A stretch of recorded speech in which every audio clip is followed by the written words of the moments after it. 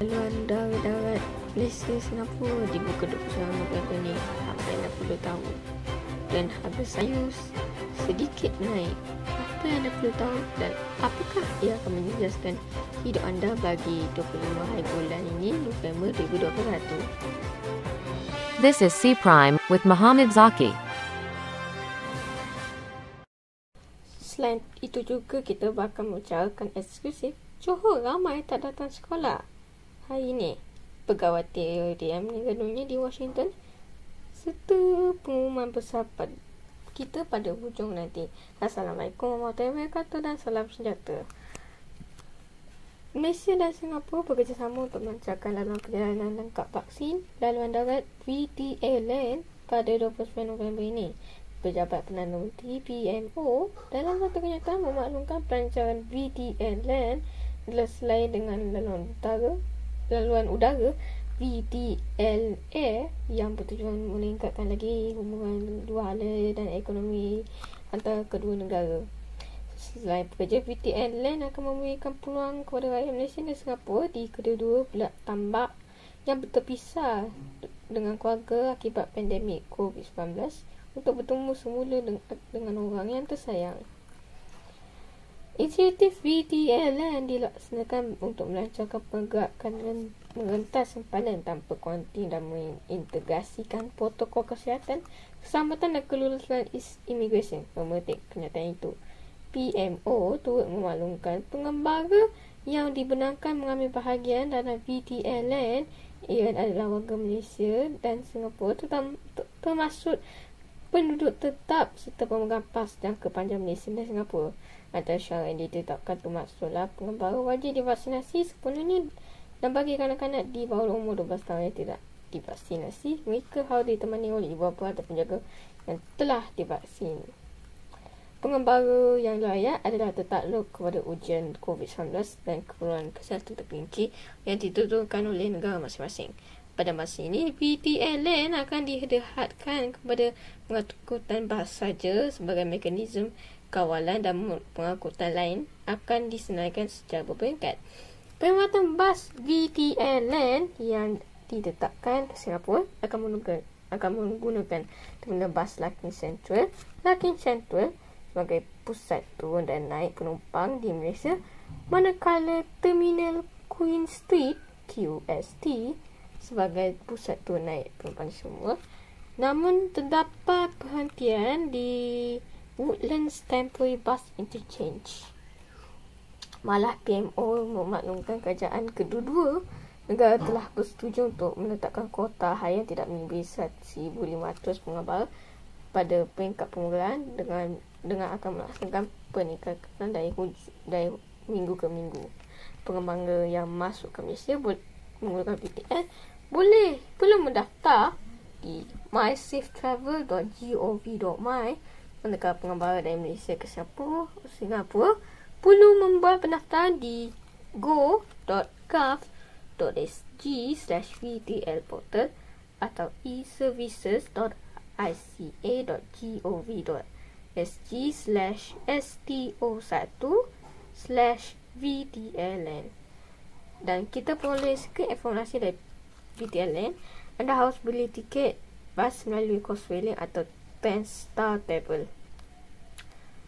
Waktu operasi bas dari Singapura ialah di antara 7.30 hingga 7.30 malam, manakala dari Johor adalah dari 7.30 pagi hingga 6.45 petang.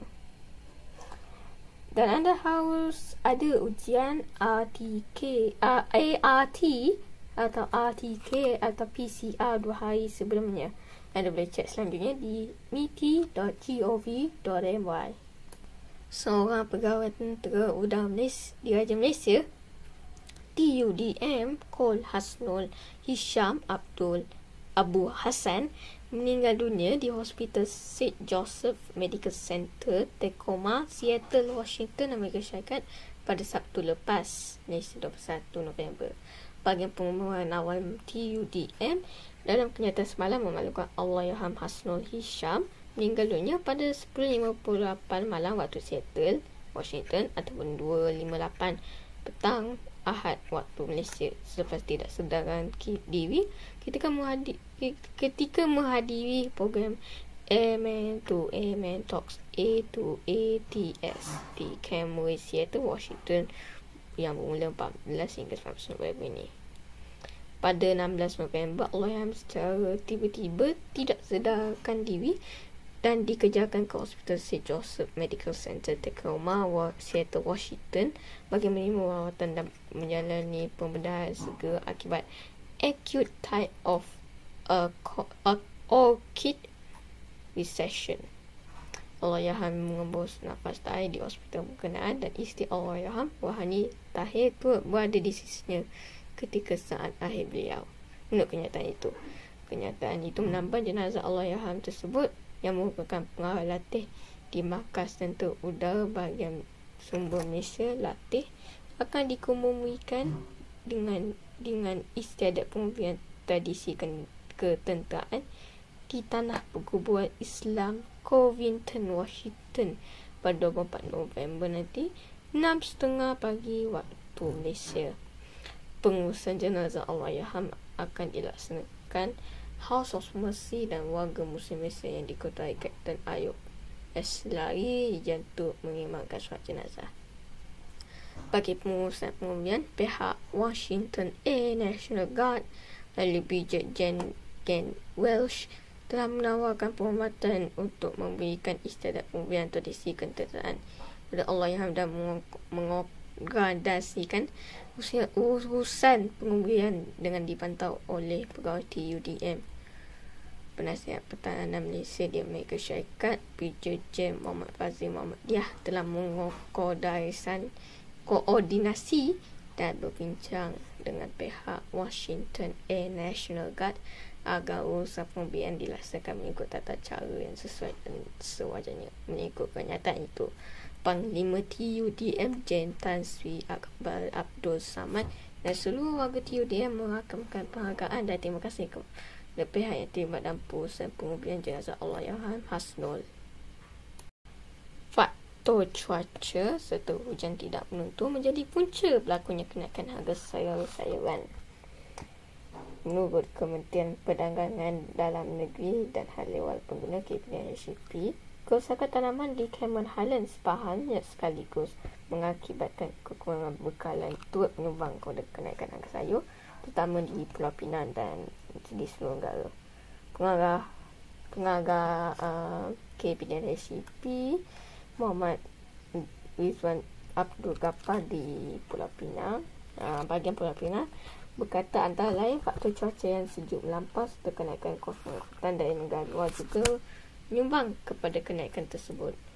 Muhammad Ridwan berkata perkara itu disahkan oleh Jabatan Pertanian Negeri di Pulau Pinang serta Lembaga Penguasaan Pertanian Persekutuan Farma. Berikutan itu, Muhammad Ridwan bekalan sayuran import turut berkurangan ekoran negara pengeluar mengalami keadaan cuaca musim sejuk yang melampau serta kenaikan kos pengangkutan kontena daripada negara asal, kata dalam kenyataan pada Selasa. Berikutan dengan itu, Muhammad Rizwan berkata pihak KPDHP telah menyerahkan notis pengesahan maklumat barangan MPMB ke atas pengimport dan pemborong sayur bagi mendapatkan maklumat harga sayur-sayuran. KPDHP sentiasa melakukan permasalahan harian bagi memantau bekalan harga barangan keperluan pengguna di negeri Pulau Pinang itu.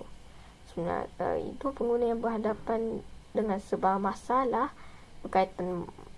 berkaitan harga naik ini boleh menyerukan aduan kepada KPDHP Pulau Pinang Perdagangan di talian 04 384 0245 atau Pusat Arahan Penguasaan Enforcement Command Center di 03 888 26088 atau 03 888 262 6245 atau portal e-aduan KPDHP di e-aduan.kpdhp.gov.my. Mereka juga boleh menghubungi call center 1800 886 800 untuk menghantar email ke e-aduan @kpdnrecipe.gov.my.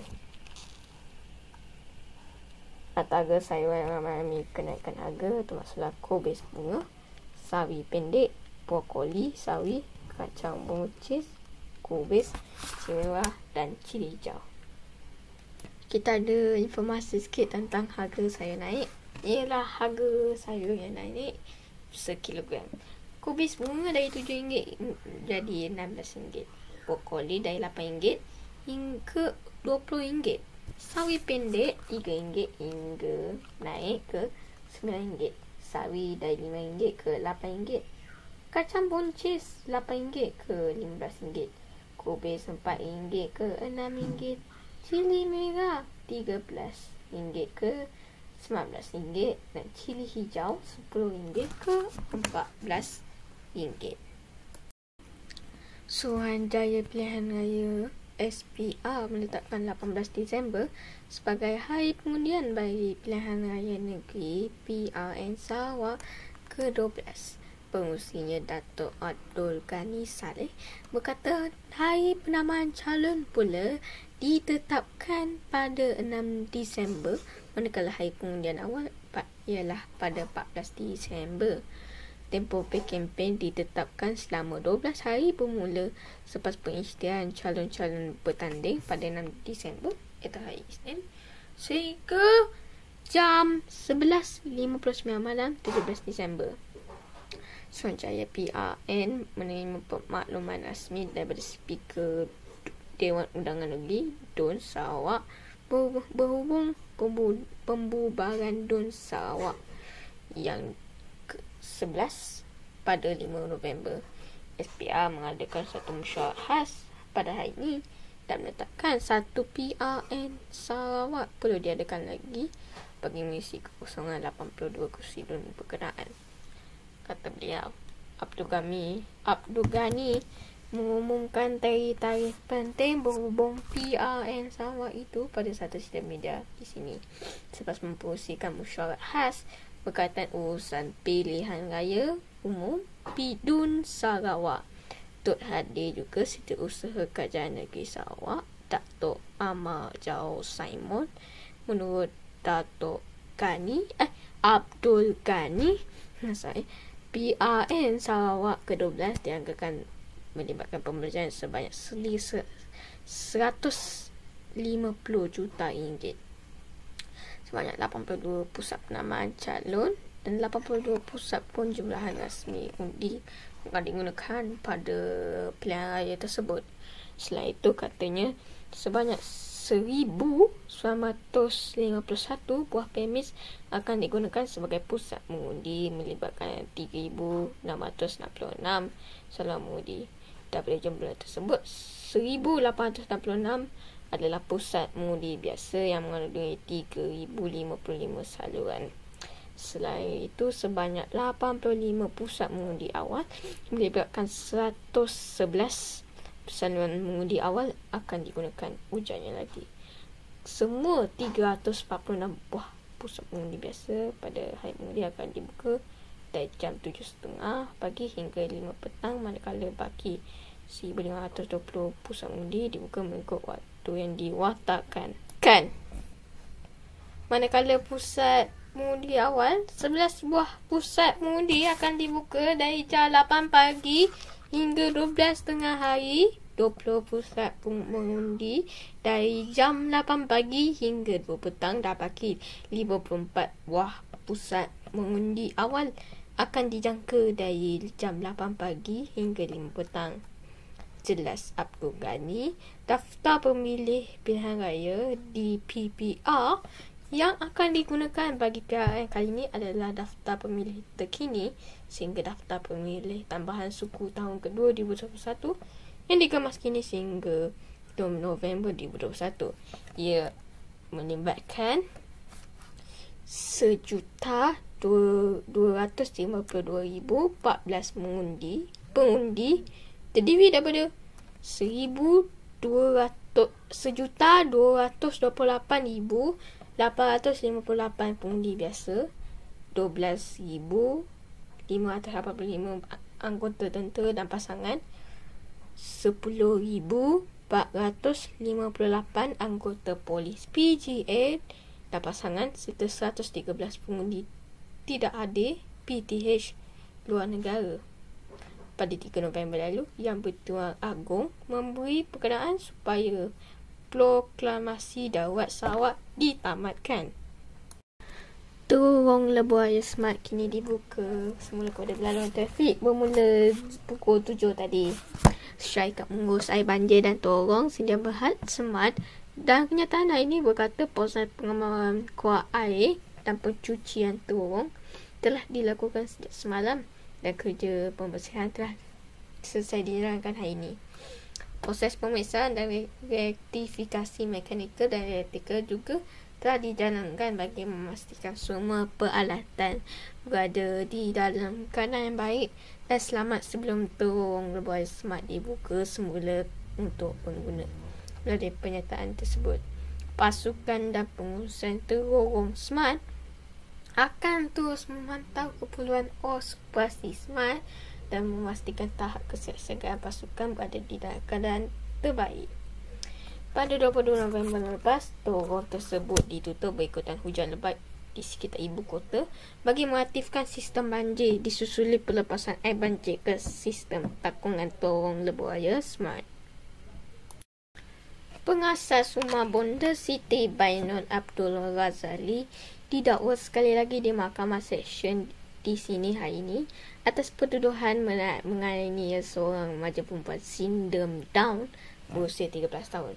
Siti Bainun 29 mengaku tidak bersalah selepas pertuduhan tersebut dibacakan di hadapan Hakim Irzam Sansuni.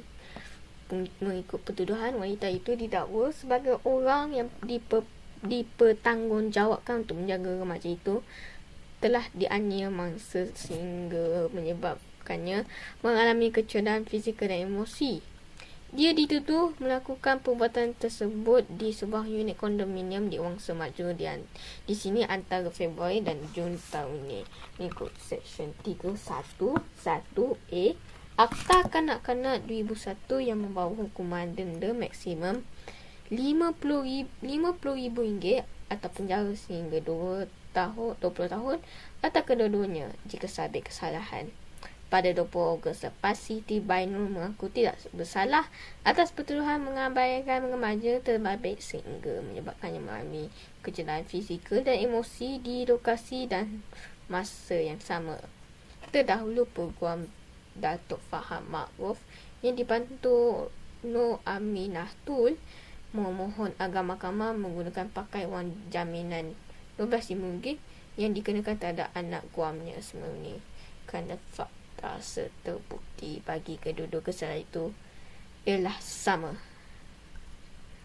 Irzam kemudian menetapkan pembicaraan kes itu berlangsung selama 15 hari bermula 30 Mac 2022 manakala sebutan kes diletakkan pada 6 Januari tahun depan.